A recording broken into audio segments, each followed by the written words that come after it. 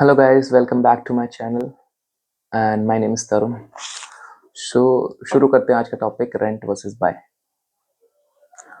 Okay, so rent versus buy meaning के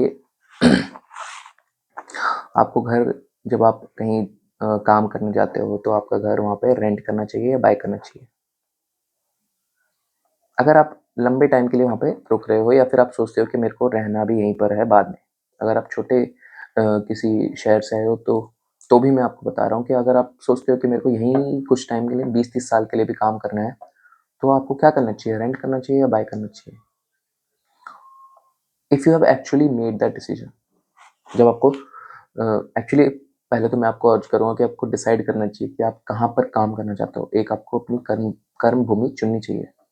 ऐसे ऐसे करते रहोगे तो बहुत ज़्यादा दिक्कत होती है एडजस्ट करने में भी, और आपके पास कुछ ऑप्शंस भी नहीं बचते हैं. इतना हाइक भी नहीं मिलता है जो आप शिफ्ट करते रहो. तो जब आप सोच रहे हो कि मेरे को यहीं रहना है 10-20 साल और मेरे को यहीं ग्रो करना है, तो definitely you should make a calculation कि जब आप कहीं जब जिस जगह पे आप रह रहे हो उस जगह का रेंट कितना है, और अगर कुछ डाउन पेमेंट जुगाड़ करके अगर मैं होम लोन लेके एक ईएमआई बनाऊं, वो ईएमआई कितनी है और वो कितना डिफरेंस है रेंट और उस घर की ईएमआई में. उस जैसे घर की है, उससे छोटा भी है हल्का तो चलेगा. जब आप अपना खरीद रहे हो, अपना अपना वर्ड इज अपना, दैट इज असेट. अगर आप वहाँ से चले भी जाते हो तो वो स्टिल आपको बहुत पैसा देगा, जब जितना आप संभाल भी नहीं पाओगे. अगर आप कहीं अच्छी जगह में लेते हो, दिल्ली में या गुड़गांव या नोएडा में, तो आपको एक कैलकुलेशन करनी पड़ेगी that what is the difference in the rent and EMI. अगर वो डिफरेंस इतना है कि, और इसमें आप इनकम टैक्स रिबेट भी काउंट करोगे. आजकल लोग वो भी काउंट करना भूल जाते हैं कि होम लोन में इनकम टैक्स रिबेट भी मिलता है. अब मैं आपको समझाता हूँ कि आप सोचते हो कि आप कुछ सालों बाद लेंगे, 10 साल या 20 साल बाद, और आप अपनी एसआईपी में पैसे डालना स्टार्ट करते हो. आप गुल्लक एक लगा रहे हो कि हम तो कुछ सालों बाद खरीदेंगे, मतलब काफ़ी टाइम बाद, 10-15 साल बाद, जब आप सोच रहे हो कि मेरे पास अच्छे खासे आजकल तो दिल्ली गुड़गांव और ये सब में अभी तो 1 करोड़ का है, मतलब है. और फ्लैट्स थोड़े कम के हैं, अगर कुछ जगहों पे हैं अभी जो आप जहाँ आप ले सकते हो. बट आप सोच रहे हो कि 15-20 साल बाद मैं कुछ 1-2 करोड़ रुपए जमा करके तब लूँगा. तो आप सोचते रह जाओगे क्योंकि इन्फ्लेशन इस तरीके से है यहाँ पर गुड़गांव, दिल्ली और नोएडा में, कि आप उस टाइम पे खरीद ही नहीं पाओगे. अभी तो आप कैसे भी करके थोड़ी हिम्मत लगा के खरीद लोगे. और एक्चुअली जो हमें अपनी प्रॉपर्टी खरीदनी चाहिए या घर खरीदना चाहिए, यंग एज में खरीदना चाहिए, क्योंकि यंग एज में आपके पास अपनी रिस्पॉन्सिबिलिटीज नहीं है.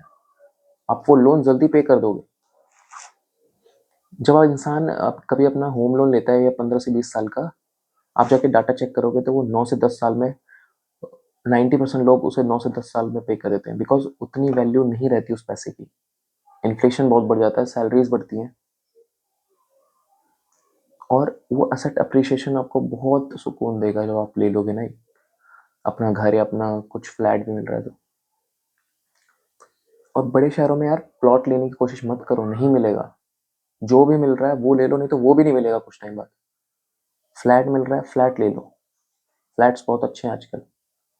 कई लोग पागल होते हैं, सोचते हैं कि प्लॉट ही लेना है. नहीं ले सकते, आपके बस की नहीं है प्लॉट लेना. फ्लैट लो, उसमें रहो. अगर आप नहीं भी रहोगे तो वो आपको रेंट बहुत ज़्यादा देगा. तो ये कैलकुलेशन करो अपनी कि रेंट और ईएमआई में कितना डिफरेंस है. और वो डिफरेंस आप सोच रहे हो कि, और रेंटल यील्ड कैलकुलेट होगी आपके इस अमाउंट पे. कई लोग आजकल रेंटल यील्ड वैल्यू प्रेजेंट की वैल्यू पे कैलकुलेट करते हैं. जैसे आपने कोई आज अमाउंट लिया 10 लाख का एक प्रॉपर्टी ली, अगर उसका रेंट आज कुछ 4-5 हज़ार रुपये है, ठीक है, तो अगर वो 10 साल बाद उसका रेंट आज 20 हज़ार रुपये हो जाता है, तो 20 हज़ार का रेंटल यील्ड 10 लाख पे कैलकुलेट होना चाहिए ना कि आज की उस असेट की वैल्यू पे.